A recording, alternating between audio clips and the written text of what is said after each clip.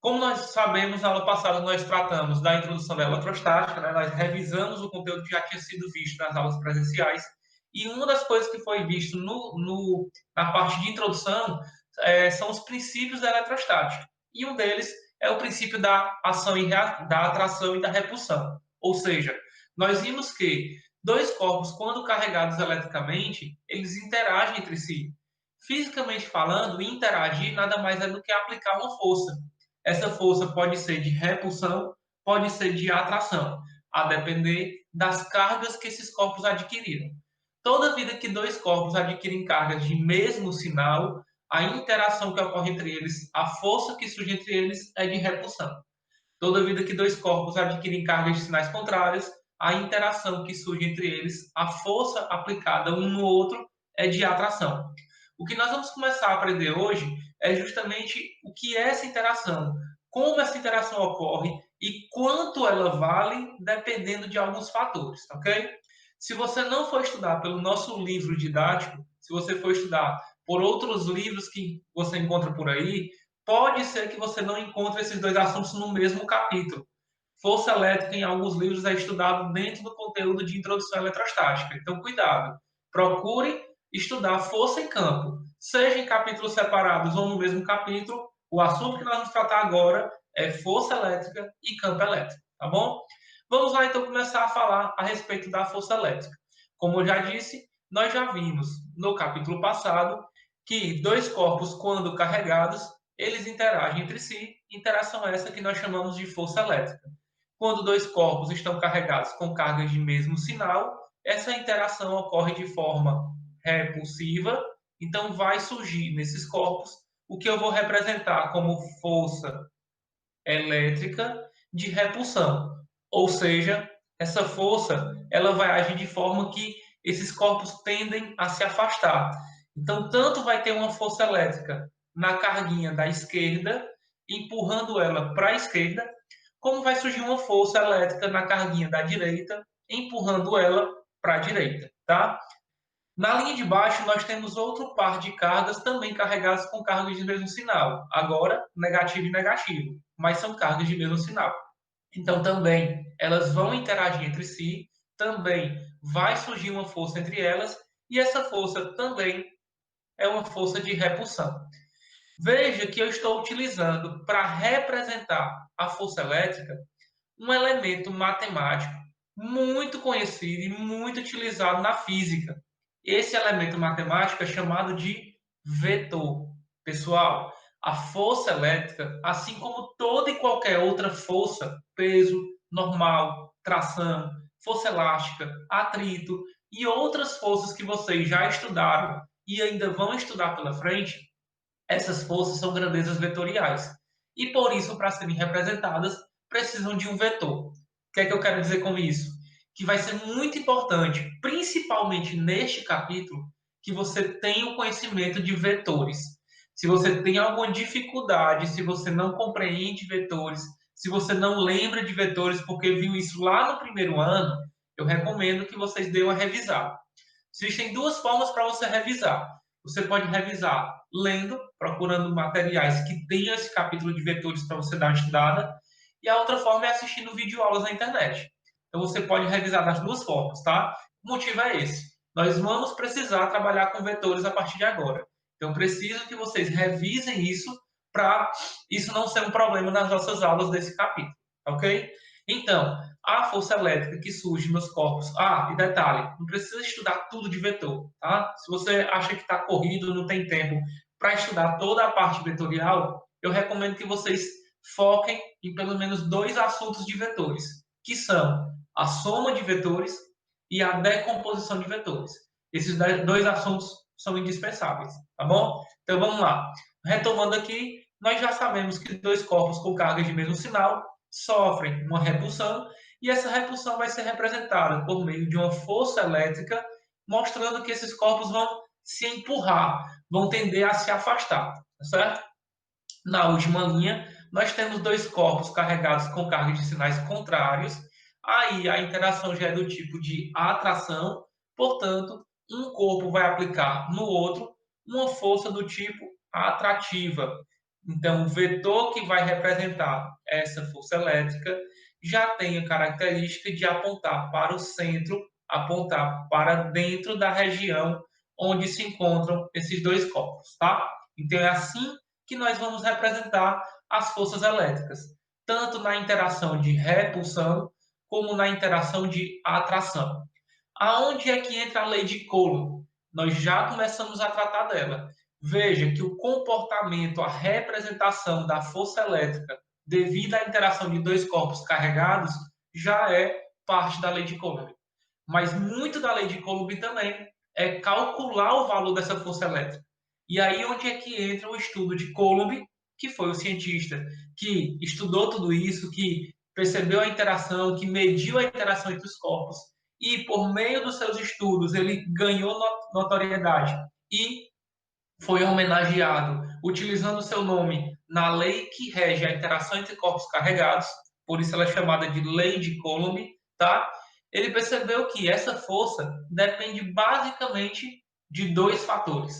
Quais são esses dois fatores? Primeiro, das cargas envolvidas. Ele viu que quanto maior a carga de um corpo, quanto mais carregado um dos corpos tiver, maior vai ser a intensidade dessa força. Quanto mais carregado o outro corpo tiver, aí é que aumenta mais ainda essa força. O que é que ele percebeu então? Que o módulo, nós vamos representar a intensidade, o valor desta força elétrica por meio do módulo do vetor da força elétrica. Então, o módulo da força elétrica é proporcional não somente a uma das cargas, que eu vou chamar de Q1, mas também a outra carga, que eu vou chamar de Q2. Então, veja que quando eu digo que essas duas grandezas, ou melhor, a força elétrica é proporcional a essas duas cargas, quanto maior cada uma delas for, maior vai ser a força elétrica. Mas, Giovanni, se eu dobrar as duas cargas? Bem, se você dobrar a carga 1 e você dobrar a carga 2, você vai quadruplicar, 2 vezes 2, quadruplicar a força elétrica. Se você dobrar a carga 1 e triplicar a carga 2, você vai aumentar a força elétrica em 6 vezes. Portanto, a força elétrica depende do que acontece com as duas cargas. Se você aumentar as cargas, aumenta a força. Diminuir as cargas, diminui as forças. Mas o que Coulomb também percebeu foi que a distância entre essas cargas também influencia. À medida que ele foi aproximando as cargas e medindo a força, ele foi percebendo que essa força foi ficando cada vez mais intensa. E à medida que ele foi afastando, essa força foi ficando cada vez mais branda, mais fraca. Portanto, é fácil perceber que o módulo da força elétrica depende de forma inversamente proporcional à distância entre os corpos. Só que calma. Quando ele mediu, quando ele utilizou o instrumento de medida para medir essa força, à medida que ele foi variando a distância, ele percebeu que o comportamento do valor dessa força não era um comportamento linear. Ele montou um gráfico onde ele representou o valor da força elétrica com relação à distância e percebeu que à medida que a distância foi aumentando, o gráfico ele foi se comportando por meio dessa curva.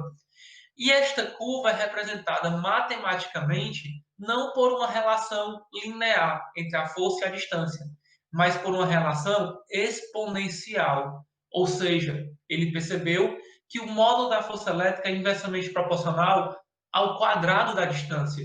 E o que é que isso quer dizer? Que toda vida que ele dobrou a distância, aumentou, a força diminuiu. Mas não diminuiu a metade, diminuiu um quarto. Quando ele triplicou a distância, a força diminuiu, mas não diminuiu para um terço, diminuiu para um nono. Então, toda modificação que ele fazia com a distância ocorria com a força de forma inversa, mais ao quadrado. Beleza?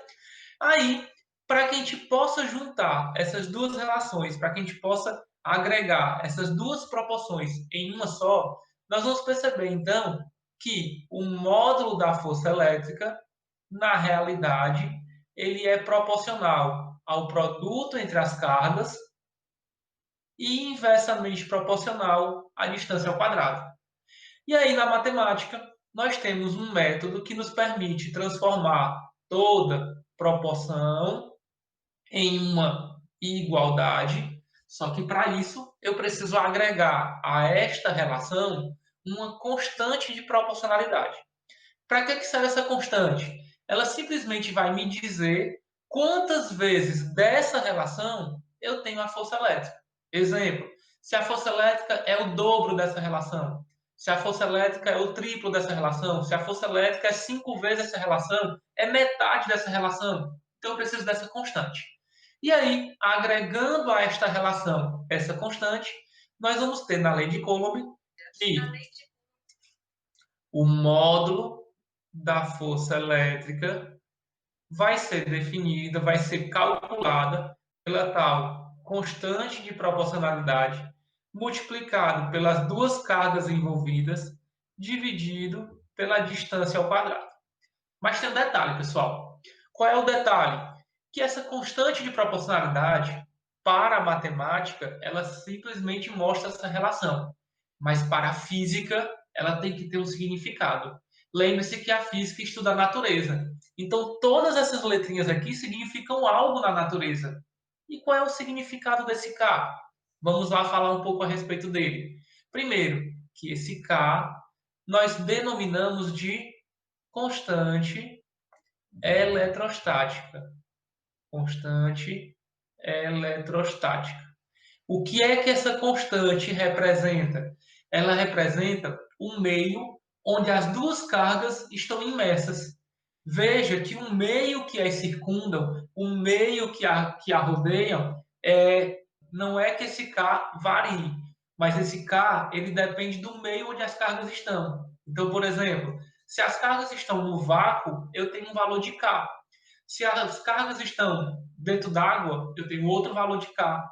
Se as cargas estão dentro do mercúrio, eu tenho outro valor de K. Então, para cada meio onde essas cargas estão envolvidas, estão imersas, eu tenho um valor de K diferente. Vocês não são obrigados a decorar todos os valores de K. Nem mesmo o que mais vai ser usado para a gente, que é o K no vácuo, que nós vamos representar por K0, tá? K0 é o K no vácuo, que é quase o mesmo do K no ar. Então, sempre que as cargas estiverem no vácuo ou no ar, nós vamos ter o K0, 0 indicando a ausência de matéria, tá? Cujo valor é de 9 vezes 10 elevado a 9. Só que, como toda relação, como toda medida física, nós precisamos de uma unidade para medir. Qual é a unidade ou qual a relação de unidades nós vamos utilizar para esse K? Vamos lá. Veja que a força elétrica é igual a K, Q1, Q2 sobre D ao quadrado. Nós sabemos que força elétrica no sistema internacional, a força elétrica é medida em newtons. A carga é medida em Coulomb. Nós já vimos isso no capítulo passado. E distância é medida em que unidade, tá? Unidade, unidade, unidade. E distância é medida em metros. Sendo assim, desta relação, nós podemos perceber que o K, isolando, passando todos os outros membros para o outro lado, vai ser a força vezes a distância ao quadrado, dividido pela carga, vezes a carga. Eu estou colocando assim de maneira simplificada, primeiro, por falta de espaço, segundo, porque nós vamos trabalhar apenas com as unidades. Portanto, no sistema internacional, quais são as unidades que nós trabalhamos para essas grandezas? Eu acabei de revisar. Força é Newton, distância é metro mais tal ao quadrado, então metro ao quadrado, dividido por Coulomb vezes Coulomb, Coulomb ao quadrado. Então, a unidade que nós utilizamos para medir o K é, a medida é 9 vezes 10 a 9, e a unidade, Newton, metro quadrado, por Coulomb ao quadrado. Vejam que isso aqui não é uma fórmula. Isso aqui é apenas uma relação de unidades que vão determinar, na hora de você resolver a questão, quais são as unidades que você vai ter que utilizar para a força, para a distância e para a carga. Tá certo? Aí, para finalizar aqui a lei de Coulomb, já que nós estamos falando de vetor, e todo vetor é composto por três informações, módulo, direção e sentido, Nós já temos aqui como obter o módulo da força elétrica. Vamos falar agora a respeito da direção. A direção é a inclinação do vetor. Então, a direção do vetor força é sobre a reta que passa pelas cargas. Tá? Então, a direção do vetor força é sobre a reta. Olha aqui essa retinha pontilhada que passa pelas cargas. Tá? E o sentido vai depende das cargas. Por quê? Porque se as cargas forem iguais, mais e mais, ou menos e menos, nós vamos ter a força apontando para fora.